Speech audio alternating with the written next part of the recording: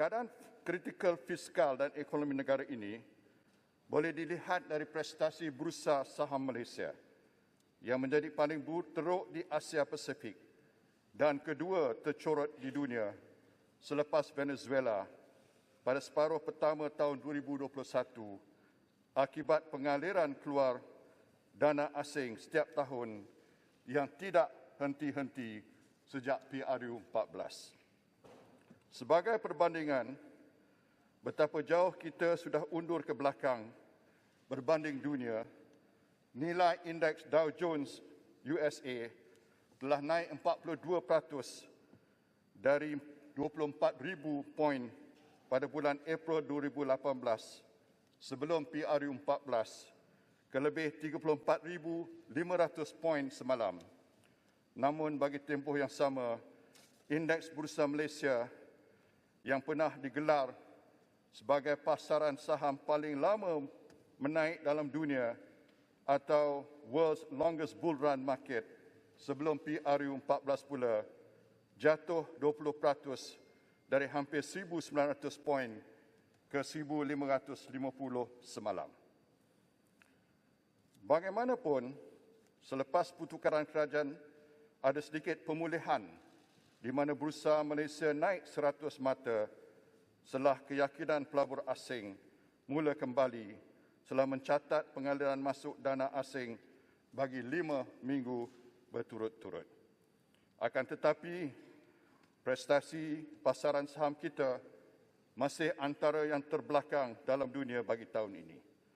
Sebab itu, Tuan Yang Di-Pertua, pendekatan yang telah digunakan oleh kerajaan perlu berubah dan kita jangan menggunakan pendekatan yang telah terbukti gagal seperti sebelum ini.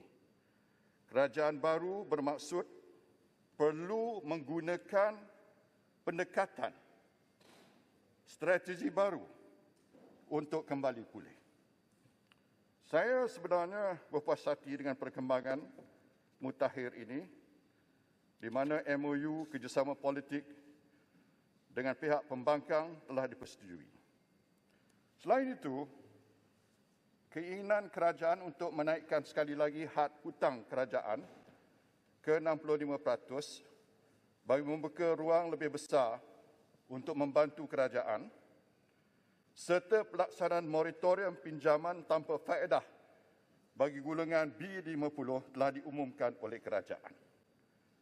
Saya ucapkan terima kasih kepada kerajaan, tapi yang peliknya, saya dah mencadangkan perkara ini sekian lama, alih-alih pada masa itu dikatakan tak boleh, mustahil. Alih-alih bila berubah kerajaan, boleh pula.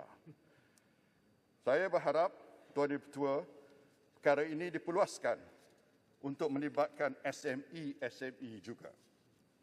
Tuan Yang Di-Pertua, realitinya pasaran saham Malaysia adalah di bawah nilai atau undervalued berbanding negara-negara lain yang pada ketika ini juga bermaksud kita ada peluang untuk membolehkan seluruh rakyat Malaysia turut terlibat bersama-sama dalam pemulihan ekonomi kita. Pada ketika ini, harga saham berada paras yang rendah yang bermaksud ada banyak syarikat membayar dividen yang lebih tinggi berbanding dengan kadar faedah bank. Oleh itu, saya mencadangkan kerajaan boleh memperkenalkan program kepada bank-bank agar membiayai 70% daripada pembelian saham bagi setiap rakyat yang ingin membuat pelaburan dalam senarai saham yang dibenarkan. Tuan Yang Di-Pertua, memandangkan pasaran saham melambangkan keyakinan dan kecergasan ekonomi, kerajaan perlu melaksanakan langkah yang mampu menambah keyakinan pelabur untuk menjadi pasaran saham Malaysia lebih dinamik, lebih menarik dan lebih merangsang. Dengan izin, we must make our stock market more dynamic, appealing and exciting.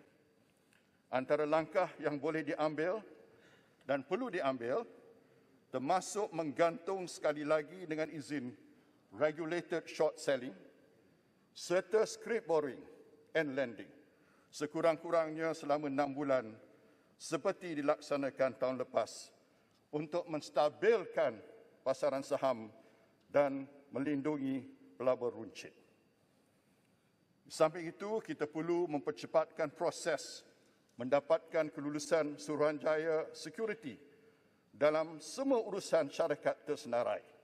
Saya mendapat maklum bahawa tempoh kelulusan oleh SC pada masa ini memakan masa yang terlalu lama.